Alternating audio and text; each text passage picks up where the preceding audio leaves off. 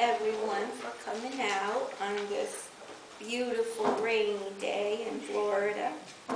I love it. I know it's nurturing and cleansing our earth, so I'm going to shut up and be grateful for that and not complain that it's going to ruin maybe some people's picnics and barbecues, etc.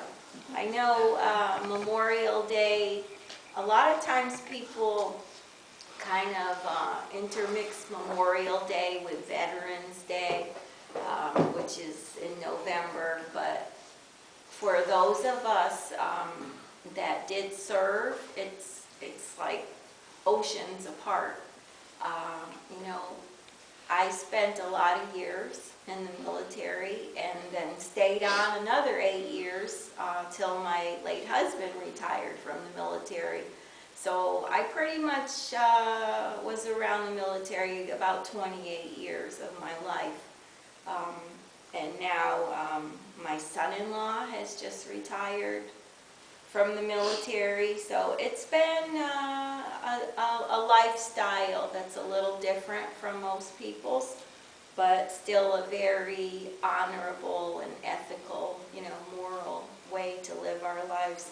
So I think everybody pretty much knows it's Memorial Day and the difference, hopefully, between the 2 days. I know all the marketing is going on too because everybody jumps on the bandwagon. Everything is on sale this weekend, from cars to mattresses, okay? Almost everyone, well, a lot of people have every Monday, this Monday off, almost everyone. People on TV, the news broadcasters, they're talking about all the people traveling on the roads and how busy the airport was starting Thursday. AAA is claiming record numbers of people on the highways, and of course the gas prices somehow went up in just the past few days too. I don't know how that happens. People are heading out, maybe not today, to the beaches, but they are planning barbecues, friends and family get-togethers. Just about everyone has maybe this day off to celebrate this great national holiday. There are possibly parades in a lot of towns and cities across the country. It's an opportunity for Americans to get out and show their respect and honor to those that gave their lives for our country. I live in Titusville, and Titusville is actually having a big swinging party in the cemetery. Yeah, in the cemetery, complete with the high school bands to serenade you with all your favorite hits like Ron just did. So how's that for fun? Hot dogs and bands in the graveyard. I'm actually curious how many folks will turn out for that. How many spirit loved ones will turn out for that? Are you only invited if you're buried there? Or is it open to anybody that wants to tag along? Gee, I don't know. They didn't specify on Facebook or in the newspaper, but yeah, it's a first. So it's going to be a big day, and hopefully it won't totally get rained out, because Titusville is a very patriotic little town. Between the Space Center and all the retired military people that live over there, it's a pretty patriotic place. So I definitely could see this going over real well. So if you're bored and don't have anything to do, just look it up on the website and come on over to the graveyard, have a hot dog. So a long, long time ago, in a galaxy far, far away, I was growing up. I can remember going to the nearby Catholic cemetery, which was St. Michael's, with my dad and my brother. We went every year to pay our respects to my grandfather, who had served in World War I. He didn't perish over there, but he did become a disabled veteran. He had been exposed to mustard gas. So he came home after his tour, but to those who knew him, he was never the same man. He had changed in so many ways, physically and emotionally, the things that you don't see. What we would now classify as PTSD, post-traumatic stress disorder, which is a pretty common term nowadays, especially since the Gulf War. This has been going on since, the ancient Greeks fought the Egyptians, but now we have a name for it. So that was the day we headed out to St. Michael's to do some sprucing up. We pulled weeds, we cleared the letters on his headstone. We brought geraniums. That was the flower for the cemeteries. And besides all the flags on all the veterans' grave sites, people brought geraniums. They were for sale everywhere. Red geraniums. I never met my grandfather, as he died almost 2 years before I was born. But I was taught early that we respect veterans. They had stepped forward and put their lives on hold for the protection and freedoms that we sometimes take for granted in this great nation. It was actually called Decoration Day a long time ago. People went out to the cemeteries, they planted the flags on all the burial sites of the veterans, and they brought their pots of red geraniums. And they stopped their busy lives for just a few moments or a day to honor those that had served and perished. So many young people never came back. Some came back, but they were scarred in so many ways. Some had seen things they would never forget. And they didn't want to talk about anything. They remained silent. I was always told in the military that you could tell the difference between veterans and people that had served and came back, people that had seen horrific things and came back. The difference was, I noticed over the years, those were the people that didn't talk. They didn't talk about it. They didn't talk about what they had seen or what horrors they had been exposed to or had to live through.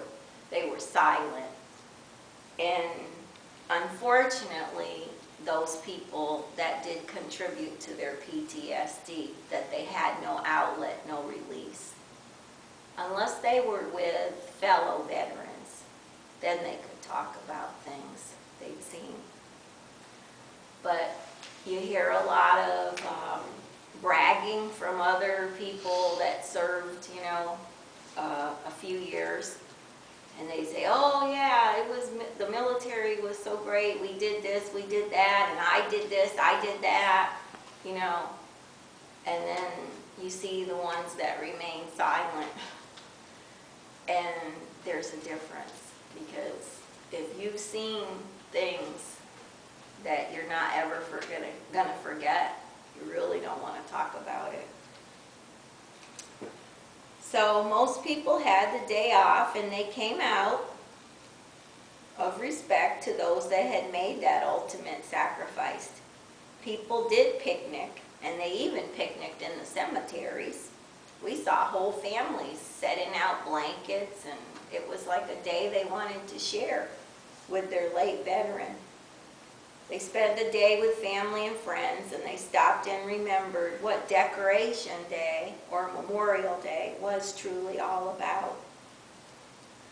Well, I like to think that what my dad taught me way back when helped shape the person that I was to become. I knew all through high school that the military was the place for me. Don't ask me how, because no one else in my family of 4 sisters and 2 brothers had any desire to be in the military. My father had been in the Navy during World War II, but just for a few short months. He was discharged for asthma. So where did it come from, my desire to serve? I believe it came from that man I never knew. He affected me without even knowing me or spending time with me. And I believed that all those years. So many military people, male and female. I think you forget about the women sometimes, you know, the nurses and other people that sacrificed in so many different fields. Some of them would have been better off, unfortunately, not coming home. The conditions they lived with the rest of their lives, and the conditions their families lived with the rest of their lives. The long-lasting, horrific effects of war, of military service, are numerous. And don't get me wrong, I'm not saying veterans are any better than the average Joe or Jane. They're human too. They do terrible things too. They lie, cheat, steal, hurt other people, just like other humans do. But some don't. Some embrace the concepts of honesty, integrity, commitment, and pride. And they live their lives along those lines. They're a good example of how it should be done. They show us a noble life, a good life, honor, doing the right thing. And they try to raise their children the same way.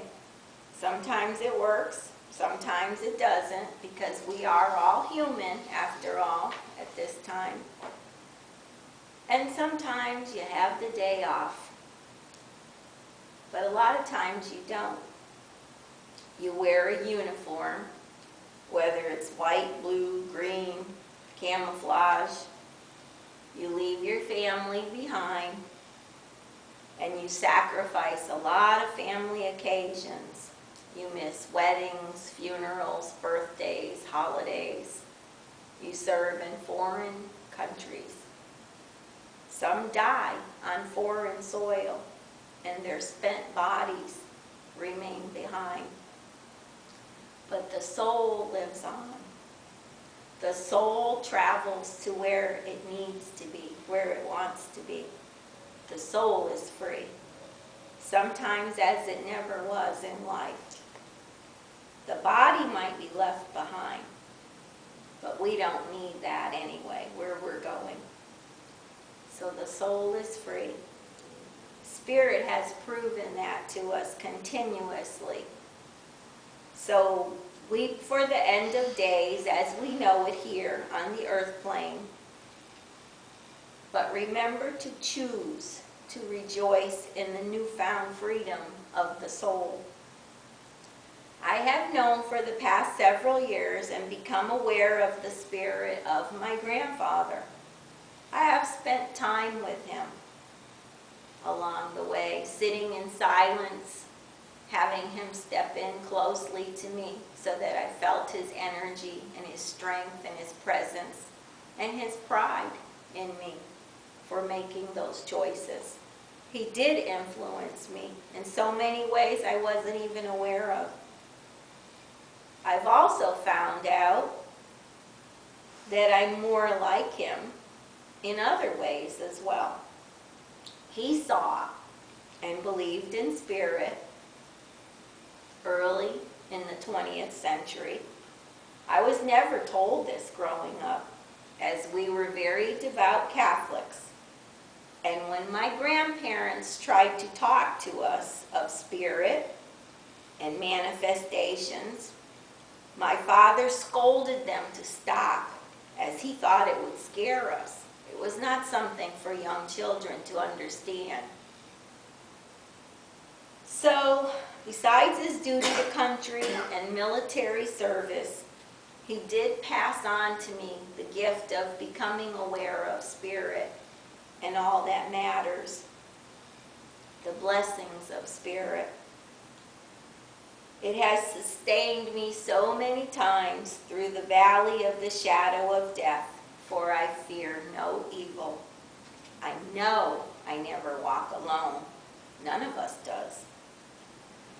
So this weekend, please take at least a minute to salute in your own way those who served, those whose flesh did not weather the war and return home, whose spirits are still whole and healthy and strong, whose souls are truly free. Honor them. Honor their bravery and commitment to a land that does not always show them their appreciation. I have served in several foreign countries. I have had to walk by my flag being burned, stomped on, spit on. I have been cursed in numerous foreign languages and told to go home, told we weren't wanted there. But we were told not to confront them, not to make eye contact with them, and not to respond in any negative or visible way. I lived among these people. I lived in their houses, shopped in their stores. I lived by their laws. I went to their churches. I listened to the rules that their police came around and enforced. And I counted the days till I stepped foot on American soil again. You just don't know sometimes how blessed you truly are to live in this country, whether you were born here or whether you made the choice to live here. There is no place like this country. It's the land that I love, the land that I signed a legal binding contract to always protect and defend, as well as our Constitution. So love this great land you live in, all its laws that we don't always agree with, land that we protect with all whose beliefs we don't always share. But it's America. It is the land of the free, and it is the home of the brave. So God has blessed America, and He will continue to do so. But also, He has blessed those that did not come home in the flesh to live out their lives with their loved ones. So please choose to honor and respect those that did choose to go where no one else wanted to be and give their ultimate. Thank you.